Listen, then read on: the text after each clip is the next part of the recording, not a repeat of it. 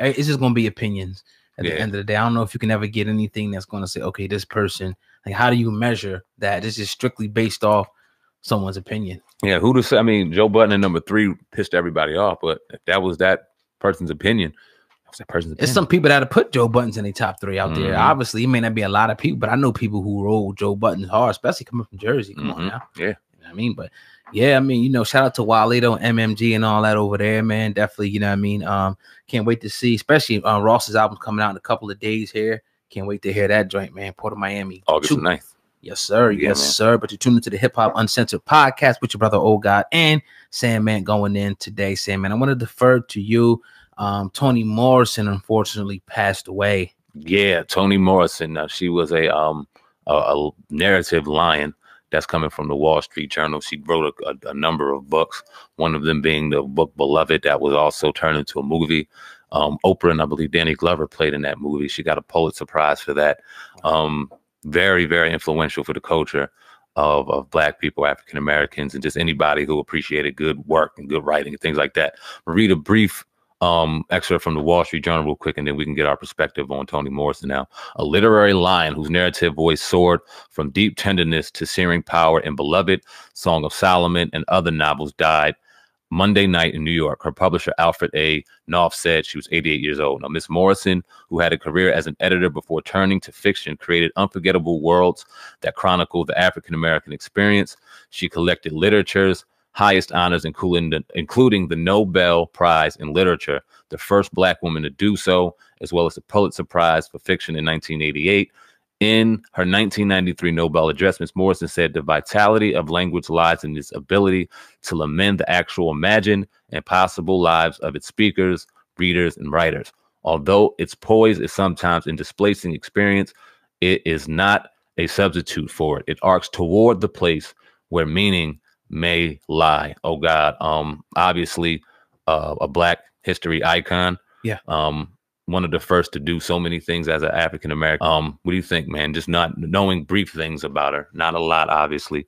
What do you think about this? Once again, obviously, witnessing some of her work without even knowing it. Yep. And when you start reading some of those things, man, I would just say condolences, obviously, but number 2, man, we just have to, appreciate, somebody who's able to, take their ability, artistic ability, and create such, magical experiences, for people that can listen, read her books, and look at her screenplay like Beloved and stuff, that, things that turn into movies and things like that. As you know, that's something that we aspire to do eventually, is, taking some thoughts out of our head and putting it to screenplay and movies. So, all I can say to people, is follow her work. Look at, what she's done, man, and remember it, and look at some of the lessons of history that she was trying to tell us in some of her work, man, and just try to do better is all I can say. Man, condolences. Word. One of my OGs, Paul Mooney, he said this about her, and real quick, and I'll give my perspective. Toni penned life. Her written word and directions are a roadmap to freedom. Your wings are guaranteed each time you pick up her book. You will fly free and meet her in that freedom. Rest well, great freedom giver. You will revisit and take your flight with Toni Morrison. Fly high. My perspective is, and like you said, we can't wait to dive and put our minds and the things that we got in our head into writing and different ways of creation so people can appreciate it. There's no other way and no more powerful way of expression than written word, music, movies. It's influential, and it's something that'll never go away. We talk about the power of music all the time. And when you can have a woman able to articulate just a vision from a Black perspective or any perspective and put it on screen so everybody or a certain demographic of people can understand it, it's power behind that. Mm-hmm. And we hope to one day do that. I'm gonna definitely look her up more now that I see her name physically. She wrote the autobiography of Muhammad Ali too. I've read that book so many times and never put a face to a name. Glad we can do that in today's date. Rest in peace to her. Condolences to her family, and she will be remembered for sure. Yes, absolutely. So yeah, man, definitely. But you're tuned into the Hip Hop Uncensored podcast with your brother Old God and Sandman. If you're listening on YouTube, family, do me a favor, go ahead and hit that like button, and do not forget to share this video. And most importantly, do not forget to hit the notification button to make sure you get all videos as soon as we drop them. I want to move over to the story, man, because Tekashi 6ix9ine finds himself back in the news, and that's because court documents have once again been released that state that Tekashi 6ix9ine is expected to testify. No shit, that he told former manager Shotti, as we know, Mr. Jordan, that he will pay $50,000 for someone to kill his accused kidnapper.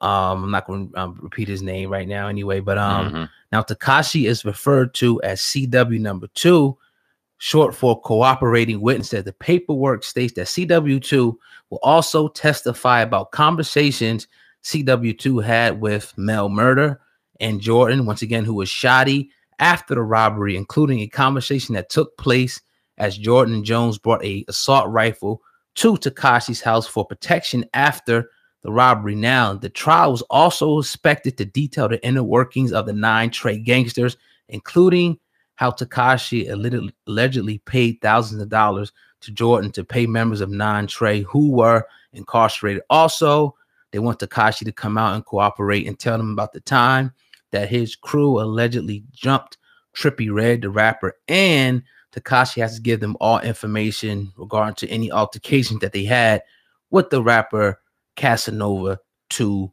times. Sandman, is any of this surprising that this dude is pretty much telling on himself but continuing to run his mouth like a rat? No, none of it is. There's rumors that he may get out soon.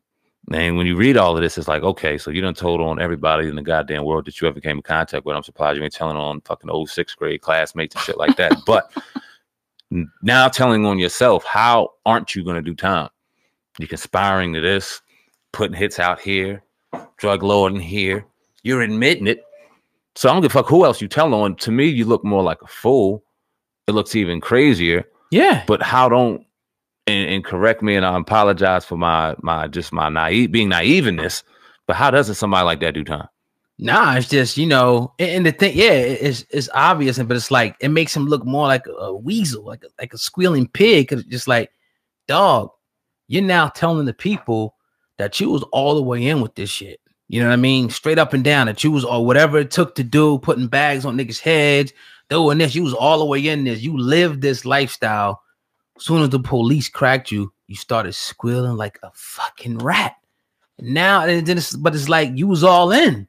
This what makes it look worse for him. So that whole, persona that they were trying to paint, like he was just an innocent kid, you know what I mean? They was forcing him to do that. That whole narrative now should be dissolved, in front of the people now, because you obviously can see that, according to his own mouth, he was doing what he had to do out there in the streets. And that's why people just don't like rats. Because it's like, all right, you do your thing or whatever. We know, yeah, it's illegal, boom, boom, boom, boom. But now you're going to start telling everybody you did it with when you was all in. That's why people don't like them dudes. And that's why they get behind the wall. And in the streets, people just don't associate, with rats and snitches. Because, again, for that reason, he's not a regular civilian, somebody who's just out in the street and seen some shit or whatever like that and told, nah.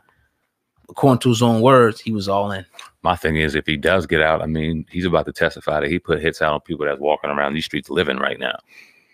I don't know how that's going to turn out, but we will see. His trial. He's giving up the inner workings of the whole gang. That's crazy. Everything. So the question remains, Sam, man. Sorry to cut you off. You good? Is there a possibility that you think maybe if he gets off, comes trial time, which is be a month from now, is it fair to say that he may have been an informant the whole time? I have no idea, but it can't be out of the realm of speculation. But I have no fucking clue. What would you if you betted on it? What would you say? Yes or no? I would say yeah, but I would also say if he's able to walk the streets and chill and talk and be able to do that, that'd be weird too. Protective custody, okay. It would just be if he was out here rapping again in the next 6. I don't know what I'd say. I don't know. He'll be rapping again, and it'll be rappers by his side again. I guarantee it. And I don't know. Guarantee it.